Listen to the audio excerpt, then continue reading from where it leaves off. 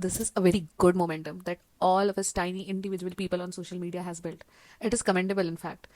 But now that we have all gathered and now that we have all listening, shouldn't we start talking about various problem areas that maybe we might have not paid our attention to recently? In everything in life, the balance of opinions, balance of thoughts, balance of action, balance of every way is very necessary. Sometimes we, sitting here in our good life, blessed, touchwood, the not so unlucky kind of a life, it's very easy for us to predict or to make comments on why you should not support this party, why you should support that party. But the fact of the matter is, we will never be able to really understand the pain of the person who's actually going through the repercussions of such wars, their families, their dreams, their hopes. For that person, their whole world is halting. And for such person, when there is a massive gathering in social media, when people collectively join hands and people are like, hey, we will not be quiet on this is getting inhumane now, you need to step up, you need some reformative actions, we will not stop until there's justice, such kind of campaigns becomes a hope for a civilian, no matter in what place or in which nation of war that particular civilian resides in.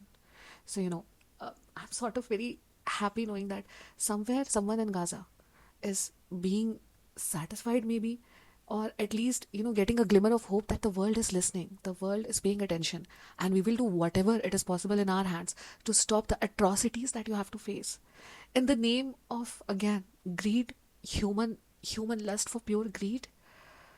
I don't know, I just get very sad and into I tend to feel, I imagine myself feeling what the person in that particular state of mind might feel, and then I lose all sense of hope. You see, pain is just pain. Pain has no religion. Pain has no title. Pain is a terrible feeling, and individuals face it, and others can only support you through it. But it's pain. So, before we get into this matter and explore the nitty-gritties of it, let us explore where else have our eyes been recently. All eyes should also be on the rising global temperature. All eyes should also be on who is the manufacturer of all the armies, ammunition, weapons that are being sold and used in all these wars. Which company is benefiting the most from extending and creating all these wars around the world? No matter who starts it. A few global politicians butting head, too immature to address the matter diplomatically.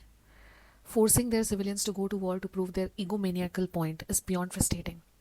Attacking civilian camps, attacking women and kids, killing thousands in name of religious hates shows the mental state and lack of much needed government diplomacy of some of these leaders.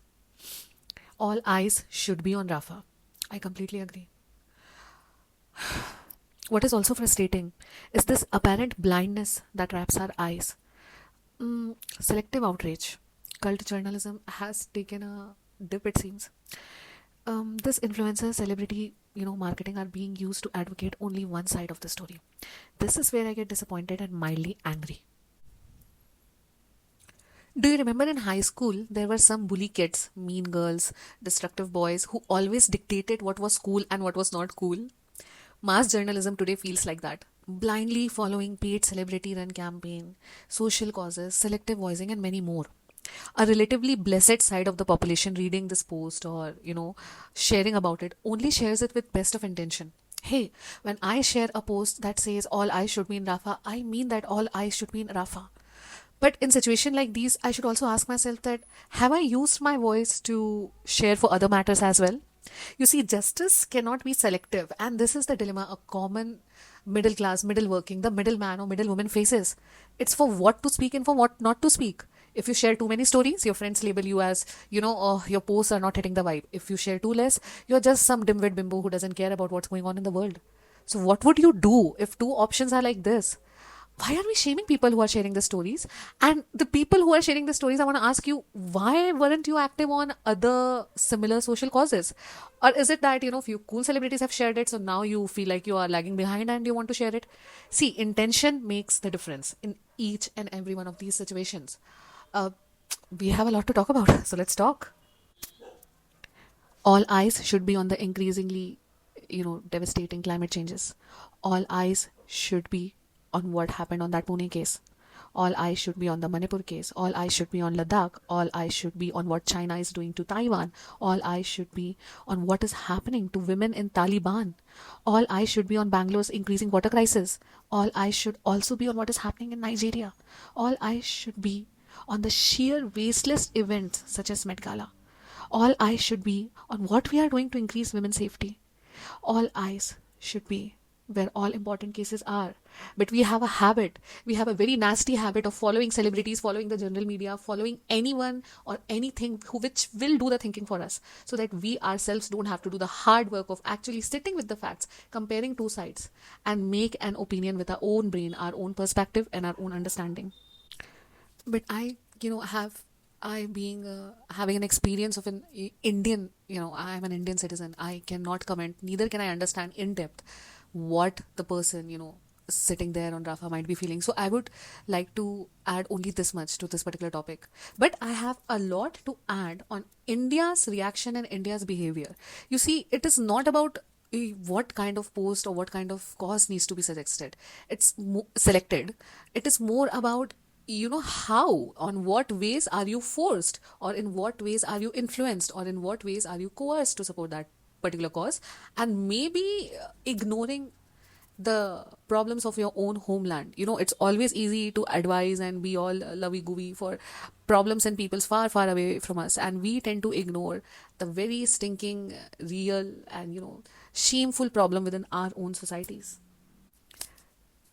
So what can we do? हम Indians हैं. The British left, but they cursed every Indian with a lifelong colonial mindset, under which an individual, to sound cool and balanced, automatically subscribes to the Western way of critical thinking. Hey, there's nothing wrong in that, by the way. I'm grateful that Western media and this kind of narratives have opened my brain enough for me to question what is exactly going wrong in the environment. But, what about your way? Who's looking out for you? Why is social media dictating where should you focus your energy and attention? Why is someone else making this decision for you? By the way, who is the someone? Or are there many? Are there a billion of selfish people living on this planet who wage war? But why are they waging war? Do they feel a threat to their direct existence? Is someone terrorizing their safety? Or are they terrorizing their solidarity? Also, aren't we like in 2024, 21st century, with such advanced technology, such advanced mechanisms, such comfortable life? We have artificial intelligence now amongst us. We are doing great things, but we are not able to get two global leaders to sit in a room, sort their issue out, fix millennial of years of generational trauma, and address the issue diplomatically, and just stop this need of war altogether. We don't need another war. Our planet is already burning.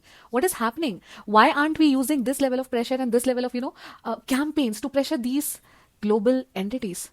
I don't know the answers. I am just a regular ordinary citizen, and I am questioning it. And I advise maybe you start questioning it too, because this will impact you sooner than later. So, anyways, there's a lot we can say about this, but here's a different chain of thoughts. Do you know what justice is? Justice is treating everything and everyone with equal regard. Justice means a person who has maybe killed a dog, or a person who has killed a human, or a person or a teenager who has killed, two people, Porsche. The point is, they should also get equal amount of attention and media coverage and a rally for truth. If you claim to love justice, you cannot cherry pick the cause. Each and every case and cause should occupy some time in your head. I know this is an idealistic form of thinking. I am an idealistic form of person. I either aim for the highest or I don't aim at all. But that's just me. See, this is the reason I always tend to refrain from commenting in any of the social causes, because I feel like if I'm not able to stand up for all of them, I will not stand with any of them. And I know this is I know this is questionable, and I know this is not correct, but I'm just not able to convince myself to float around with opinions. If I have picked a cause, I will chase it for 3 to 4 years. There are a lot of such causes I still have, and maybe someday I'll talk about them, but I still follow up. The problem is, diverting attention. The problem is how quickly we move on. It is dystopian dude, it is just so scary. It is scary how we will rally together for, justice for a great cause, and next day we just end up forgetting and we pick another cause, and then everyone forgets. You see, and this is why we have spent our energy in so many different causes, but we have not been able to successfully complete any of them on a global scale, I would say. I don't know. There are so many things. And listen, I know we cannot solve all the things. We can just talk about it and make each other feel less alone, and make each other, we just hold each other's hand emotionally throughout this, and just try to find a way to thrive and live in the situation. What?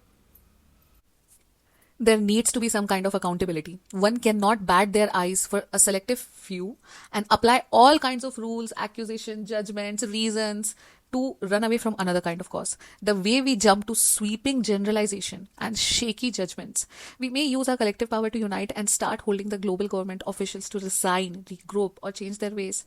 See, we have the power, we always had it, but it has always been spread into multiple streams.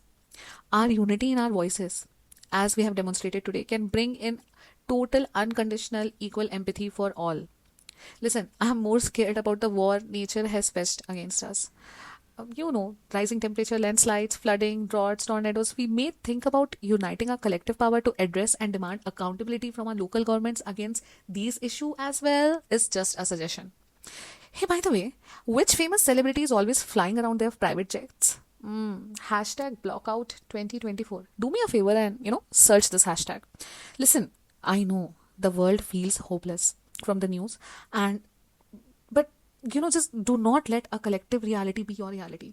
You are allowed to participate in the world, voice out your opinions, and then sleep peacefully, because ultimately what you are doing, how you are handling your life, how truthful, how a life full of integrity you are leading will decide your karma.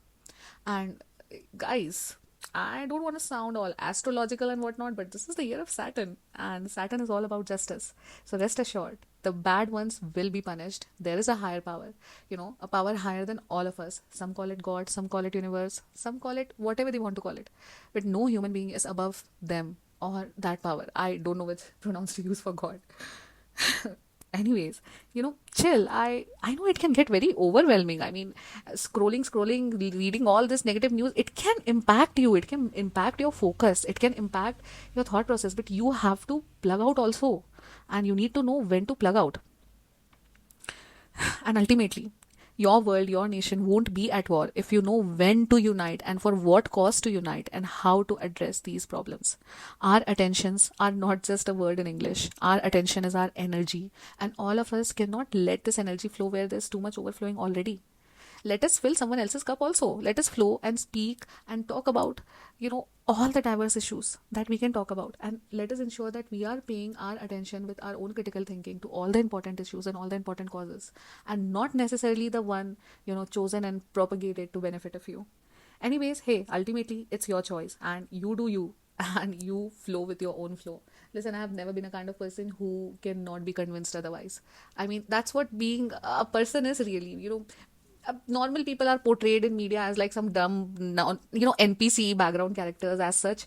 But I don't think any people, the kind of people I meet, they're very middle. There's no black and white. There's sometimes it's not about that, a picture has a hero and a villain. Sometimes there are two villains. Sometimes everyone is a villain and the common person is the hero. So my heroes, relax. The world will be a better place tomorrow. And I assure you, this too shall pass away.